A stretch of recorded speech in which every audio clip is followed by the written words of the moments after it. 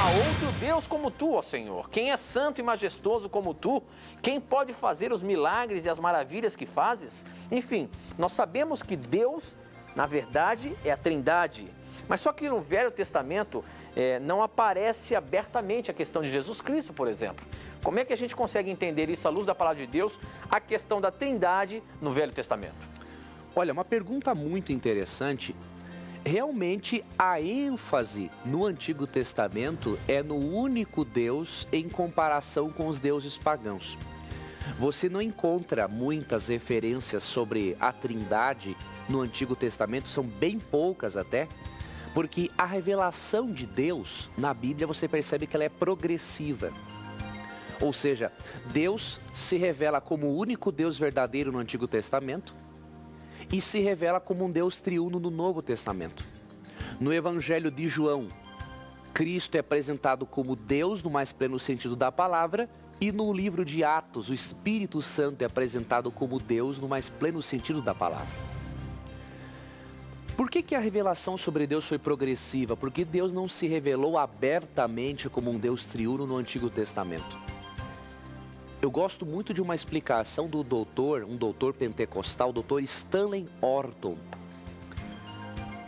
Ao fazer uma análise deste assunto no seu livro sobre a Trindade, ele fala o seguinte: o povo de Israel vivia entre muitas civilizações com muitos deuses pagãos. Então ele observa assim, que se Deus se revela como triuno naquele contexto de muita idolatria e paganismo, isso iria mais confundir a mente do israelita do que ajudar. Então o que Deus fez? Deus se revelou como um Deus único, mas não que ele quis enfatizar isso no sentido numérico de pessoas da divindade, mas como um único ser verdadeiro em comparação com as divindades pagãs. Então é por isso que em Deuteronômio 6,4 lemos assim: ouça, ó Israel, o Senhor, o nosso Deus, é o único Senhor. Agora, ele é o único Senhor em comparação com as divindades pagãs que rodeavam as culturas que tentavam influenciar o povo de Israel. E esse texto que o Tito leu no início do programa, que é Êxodo 15:11, é um texto muito importante para percebermos isso. Porque ali fala assim, ó: quem entre os deuses é semelhante a ti, Senhor? Ou seja, o Antigo Testamento enfatiza um único Deus verdadeiro para contrastar com as falsas divindades pagãs. E por isso a ênfase do Antigo Testamento não é na Trindade, para não confundir a mente do povo israelita, que era rodeado pelo paganismo e pela idolatria.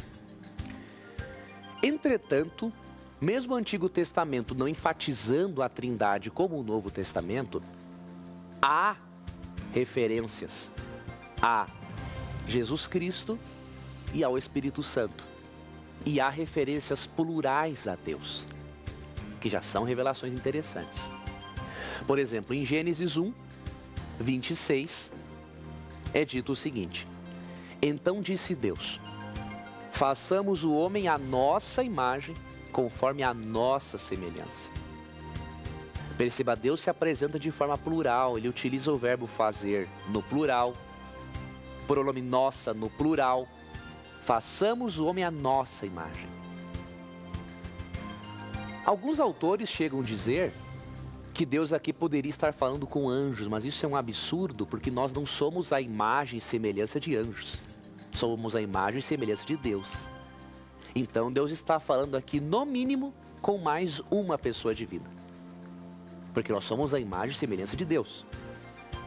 Mas aí alguns alegam, mas aqui poderia ser apenas Deus Pai e Deus Filho. Poderia, mas não é. Por quê? Quando você vai em Gênesis 11, versículo 7, outro texto que menciona Deus de maneira plural, você percebe o seguinte, vou ler na Nova Versão Internacional: venham, desçamos e confundamos a língua que falam, para que não entendam mais uns aos outros. Assim o Senhor os dispersou dali por toda a terra e pararam de construir a cidade.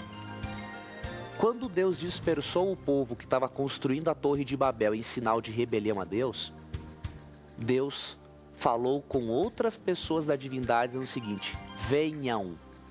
Você não diz venham para uma pessoa, Eu não posso dizer assim, venham, meu amigo Tito, vamos fazer na mira da verdade. Não, venha, meu amigo Tito. Agora, se eu digo venham, eu digo pelo menos para mais 2 pessoas. Então é óbvio que aqui em Gênesis 11, 7 e 8, Deus está falando com pelo menos mais 2 pessoas, iguais a Ele em essência.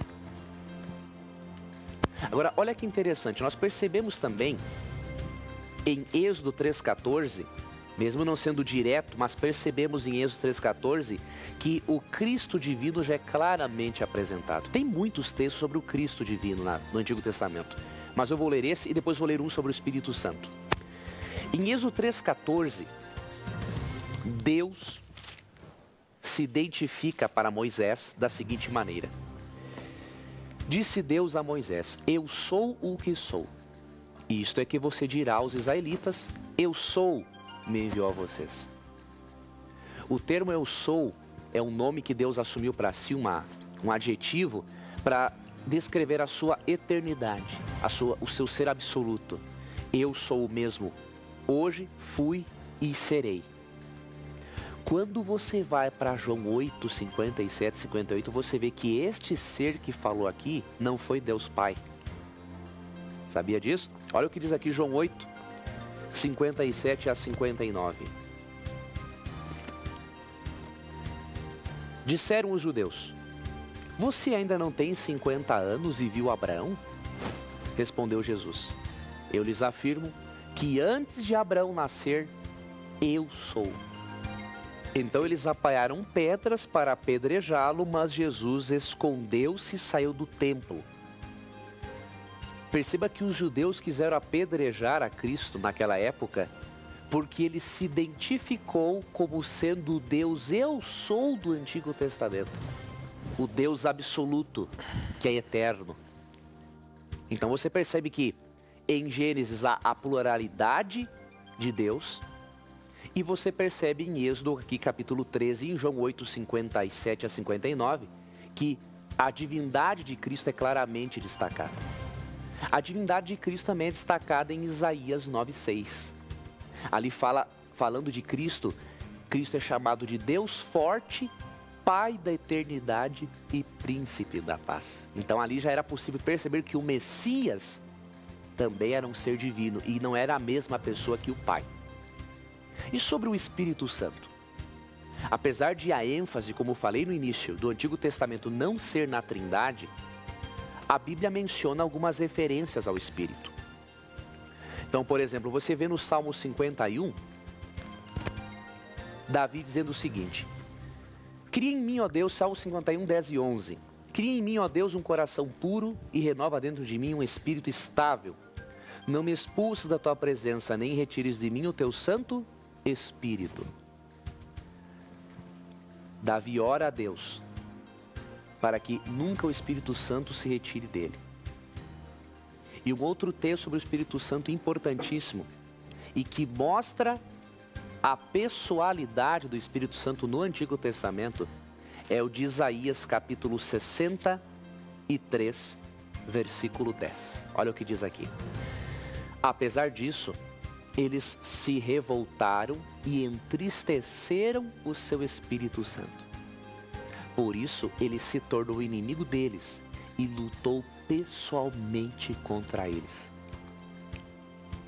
Veja, de forma clara, mesmo o Espírito Santo não sendo o ser que mais seja enfatizado no Antigo Testamento, as poucas referências que encontramos, como essa de Isaías 66:10, mencionam que o Espírito Santo pode ficar triste e que ele ficou tão triste com o povo de Israel que pessoalmente ele lutou contra eles. Ou seja, aqui diz que Deus claramente desaprovou, por causa da sua tristeza pelo pecado, a atitude pecaminosa do povo de Israel.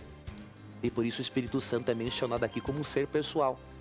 E podemos ter certeza que quando Paulo escreveu Efésios 4, 30 e 31, e afirmou ali que é possível entristecer o Espírito Santo, Paulo aprendeu este conceito que está no Novo Testamento com esse texto de Isaías do Antigo Testamento. E por isso, amigos, a Bíblia realmente apresenta uma revelação progressiva da divindade. Por causa das influências pagãs e das muitas divindades em torno do povo de Israel, Deus enfatizava-se, Deus se apresentava como o único Deus verdadeiro em comparação com essas divindades pagãs.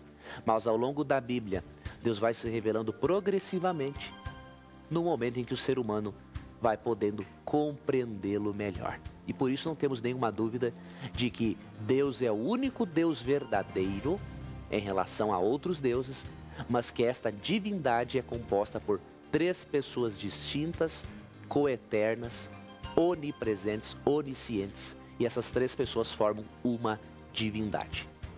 Ok,